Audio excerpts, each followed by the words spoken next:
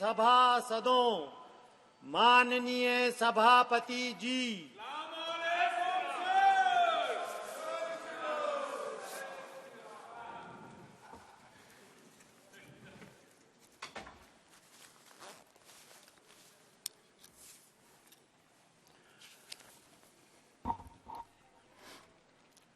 नियम 377 के अधीन सभा पट पर रखे जाने वाले मामलों के संबंध में अध्यक्ष पीठ द्वारा की जाने वाली घोषणा।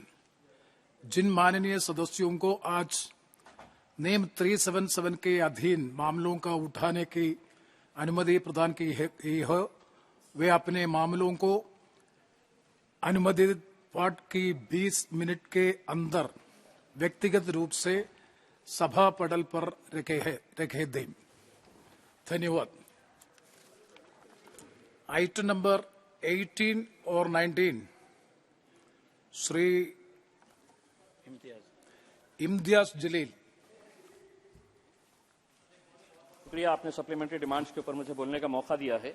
मैं महाराष्ट्र के एक मराठवाड़ा इलाके से आता हूं, जिसे हम सुसाइड कैपिटल ऑफ इंडिया भी कह सकते हैं। उसकी वजह यह है कि आप जब सरकार के अंदर आए थे तो आपने ये दावा किया था कि हम किसानों की आय दुगनी करेंगे, लेकिन दुगनी होने की बजाय उनकी आत्महत्या किस तरीके से दुगनी, तिगनी और चौगनी हो गई है, ये आंकड़ों के साथ मैं बताना चाहता हूं। हिंदुस्तान का एक बहुत छोटा सा क्षेत्र है, सिर्फ उसी के आंकड़े में बताना चाहता हूं, मराठवाड़ा के। और इस मराठवाड़ा के क्षेत्र में जनवरी से लेकर नवंबर तक 1000 किसानो63 ने आत्महत्या की है, जिसके अंदर औरंगाबाद, जो मेरा चुनावी क्षेत्र आता है, 160 किसानों ने आत्महत्या की, नांदेड़ में 163 किसानों ने, बीड़ में 253 किसानों ने, उस्मानाबाद में 161 किसानों ने। ऐसे कुल मिलाकर सिर्फ एक छोटे से क्षेत्र की अगर हम बात करें तो 1000 किसानों ने आत्महत्या की है। मैं आपसे ये पूछना चाहता हूं कि अगर हम किसानों के बारे में इतनी बड़ी बड़ी बातें करते हैं तो आखिर ये किसान इतनी आत्महत्या कैसा कर रहे हैं, और सिर्फ एक छोटे से क्षेत्र के बारे में मैं बात कर रहा हूं। अध्यक्ष महोदय, आप ये नारा लगाते हैं कि सबका साथ सबका विकास। आप मेरा विकास कैसा कर रहे हैं मैं आपको बताना चाहता हूं आंकड़ों के साथ। आप इस फाइनेंशियल ईयर में budgetary allocation for ministry of minority affairs को कितने % से घटाए हैं, तो 38.3% से आपने माइनॉरिटी का बजट घटाए है। 2023-24 का जो बजट एस्टिमेट था वो 5020 करोड़ रुपए था, उसको कम करके आपने 3097 करोड़ कर दिया। मुझे मालूम है कि आप हमें थोड़े थोड़े दिनों के बाद खुश करने के लिए नई नई स्कीम्स लेके आते हैं। आज 10 स्कीम्स आप कह रहे हैं कि माइनॉरिटीज के लिए हम चलाते हैं, लेकिन उनके लिए फंडिंग, उनके लिए बजट एलोकेशन कैसा घटाया जा रहा है हर साल। आप देखिए, प्री मैट्रिक स्कॉलरशिप 2023-24 में ये बजट पिछले साल 1425 करोड़ रुपए था, अब उसको घटाकर महज 433 करोड़ रुपए कर दिया गया है। और आप जानते हैं कि प्री मैट्रिक स्कॉलरशिप का मतलब यह है कि जो बच्चे स्कूल के अंदर आज सबसे ज्यादा ड्रॉप आउट किसका है, तो हमारे बच्चों का ड्रॉप आउट है आज स्कूल लेवल के ऊपर, और वो स्कॉलरशिप का भी अमाउंट आपने किस हद तक कम कर दिए है।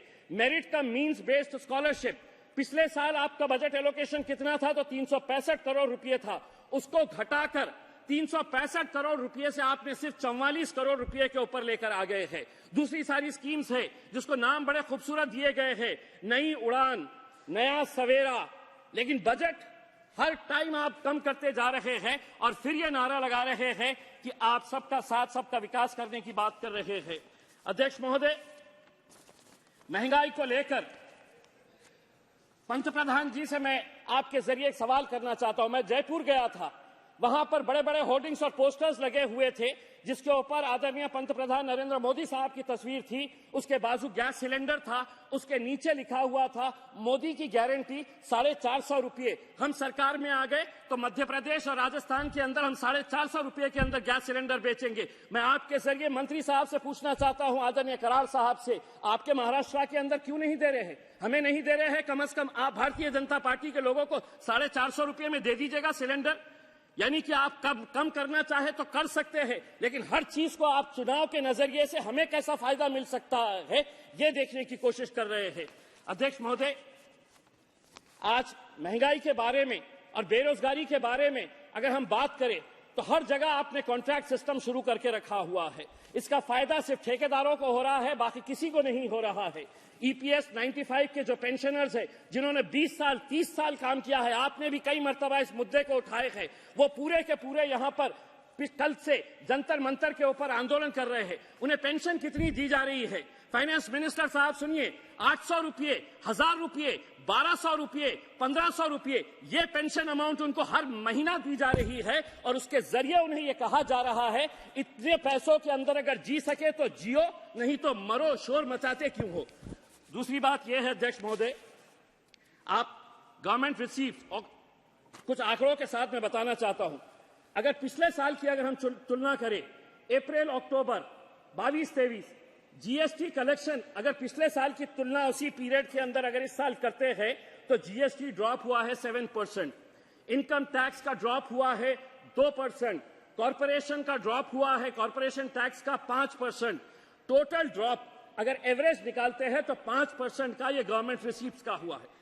उसके तुलना के अंदर अगर एक्सपेंडिचर अगर देखेंगे सेम पीरियड के अंदर तो revenue expenditure less bye 1%, capital outlay less bye 4%। तो हमारा आपसे ये कहना है अध्यक्ष महोदय कि इस सप्लीमेंट्री डिमांड्स के जरिए आज डिफेंस के बारे में 11,827 करोड़ रुपए का सप्लीमेंट्री डिमांड रखा गया है। हम आपसे पूछना चाहते हैं आपकी चाइना की पॉलिसी क्या है? 25 पेट्रोलिंग पॉइंट्स हम खो चुके हैं। डेमसोंग हमारे हाथ में है क्या? इसका जवाब आप दीजिएगा। इसके ऊपर खामोश क्यों है? चाइना पॉलिसी के बारे में हमारा क्या है अध्यक्ष महोदय, इसके बारे में बता दीजिएगा, वरना अगर यही हाल रहा तो आगे चलकर हम सियाचिन को भी खो डालेंगे। आखिरी पॉइंट एक बताना चाहता हूं, एक्सटर्नल अफेयर्स का बजट आपने सप्लीमेंट्री डिमांड्स के अंदर रखा है 11,072 करोड़। मैं आपसे पूछना चाहता हूं कि वेस्ट एशिया की पॉलिसी इस देश की क्या है, ये देश को बताइए। आज हम हिंदुस्तान की सरकार से यह अपील करते हैं कि इस्राइल की हम कड़ी निंदा करते हैं कि फलस्तीनियों के अंदर जो आज 20,000 बच्चों को, सब महिलाओं को जो मारा गया है, 12 लाख लोग बेघर हो गए हैं, जेनोसाइड हो रहा है वहां पर, और हम मदर ऑफ डेमोक्रेसी बनकर बैठे हैं और खामोश बैठे हैं। मैं भारत सरकार से यह अनुरोध करता हूं कि फौरन जल्द से जल्द एक कंडन करे इसका और इजराइल गवर्नमेंट को कहे कि फौरन सीज फायर लाया जाए इस मुद्दे के ऊपर। अध्यक्ष महोदय सिर्फ 30 सेकंड का वक्त दीजिएगा। मैं आपसे ये, फाइनेंस मिनिस्टर साहब भी औरंगाबाद से आते हैं, मैं आपसे ये अनुरोध करूंगा करार साहब कि औरंगाबाद से महज 30 किलोमीटर की दूरी के ऊपर नारायणपुर एक गांव है सर, वहां पे 3,335 ऐसे सिर्फ मेरे ही कॉन्स्टिट्यूएंसी, हमारी कॉन्स्टिट्यूएंसी के ऐसे स्कूल्स है कि जहां पर पक्की छत नहीं है, टीन के शेड के नीचे बच्चे पढ़ रहे हैं, और आप ये दावा कर रहे हैं कि एजुकेशन के ऊपर सबसे ज्यादा बजट एलोकेशन इस बार किया गया है। तो ये पैसा जा कहां रहा है, हम आपसे ये सवाल करना चाहते हैं। Thank you.